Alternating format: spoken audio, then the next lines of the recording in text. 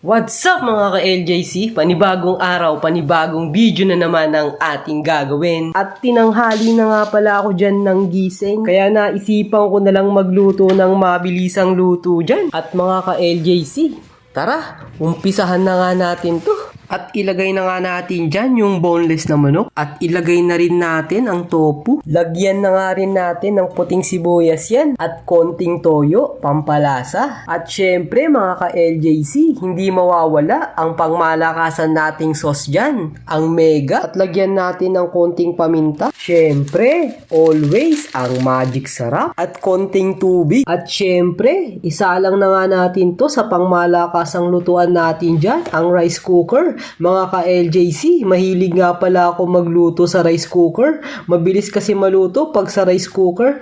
Tsaka, trip ko lang din. At lagyan na rin natin ng mozzarella cheese. At syempre, mga ka-LJC, okay na nga yan. Ano pang hinihintay natin? Mag-foods reveal na tayo dyan. And 3, 2, 1, let's go!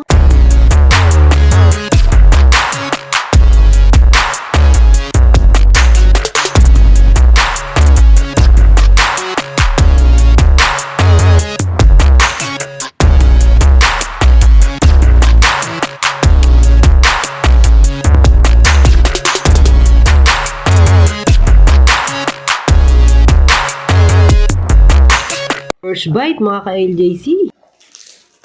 At shoutout nga pala kay Arocha Joshua B. Maraming salamat sa patuloy mong panonood sa aking video. At mga ka-LJC, kain nga pala muna tayo dito.